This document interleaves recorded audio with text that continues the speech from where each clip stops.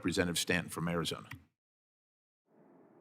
Thank you very much, Mr. Chairman. This subcommittee also has jurisdiction over FEMA.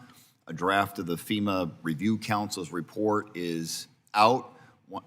In my opinion, unfortunately, it still plans to keep FEMA within Homeland Security Department, but the report also recommends the movement of most of the remaining FEMA employees out of Washington, D.C. Commissioner Heller, has GSA been involved in any discussions or efforts to move FEMA employees out of Washington, D.C. to Texas or anywhere else?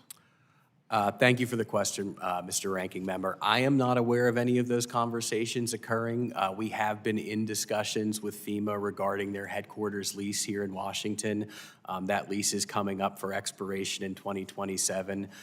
So I have not read the report that you just referenced, but our partners at FEMA have been communicating to us that receiving that report is a very important milestone as they plan for their headquarters occupancy.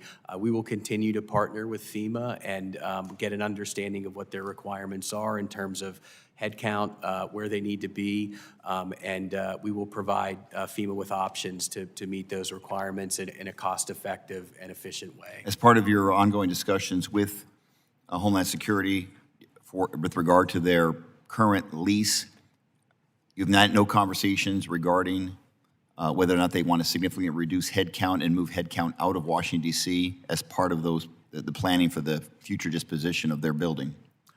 You know, I think I certainly don't want to speak for the Department of Homeland Security, but I think I just want to talk about your conversations that you've had with them. You indicated you're in conversation with them regarding the disposition of their lease. Absolutely, we are. You know, I think those requirements. What have they said to you about their desire for the future of that lease? At this point, they've really been waiting for the release of the report that you referenced to get an understanding of what impact that report would have on their headquarters occupancy.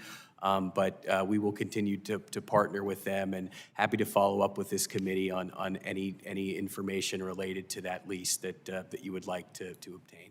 As of this time, as far as your conversations with them, there is no planning for another FEMA building or a lease of a building for FEMA employees outside of Washington, D.C.? I am not aware of one at this time. My staff does have conversations with FEMA on an ongoing basis. As part of those conversations, there's a chance that this may have come up, but I am not aware of any active plans at this time to enter into leases anywhere else. They better act quick, because according to the report that just came out today as we speak in this hearing, they're planning to move their employees out of Washington, D.C. At least that's what Secretary Noem wants to do. The bill that I have with Ranking Member Larson and Chairman Graves very much goes in a different direction. We want to make sure that we continue to grow FEMA here in Washington and move the FEMA director to a cabinet-level position. So I appreciate that information. Congressman Capuano, good to see you. Welcome back to this august committee.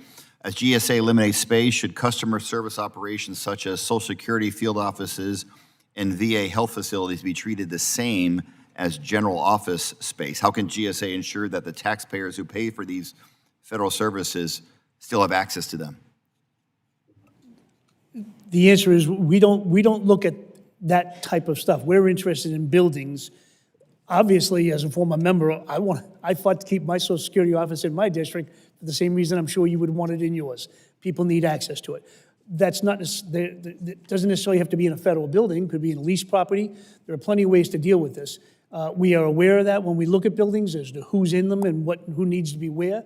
However, the board is not empowered to make those decisions. We can and do make recommendations to GSA, but most of what we focus on is the building itself, the physical assets. All right, I mentioned that I'm a recovering mayor.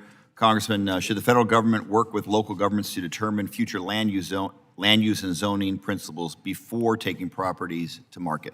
Very much so. I am also I'm not a recovering mayor. Recovering congressman, recovering mayor. Recovering congressman, maybe. Mayor was a great job. You get to actually do things as opposed to talk to them.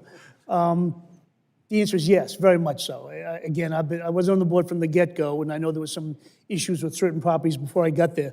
But in this last several years, very much so. Every one of the buildings we look at are pretty major assets in the cities and towns. We look at them. We know to be a major impact on them. We've tried very much to work closely with them as best we can. And so far, to my knowledge, since I've been on the board, there have been not an ounce of problems.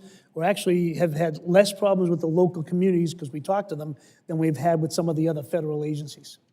Thank you very much, Congressman. Yield back.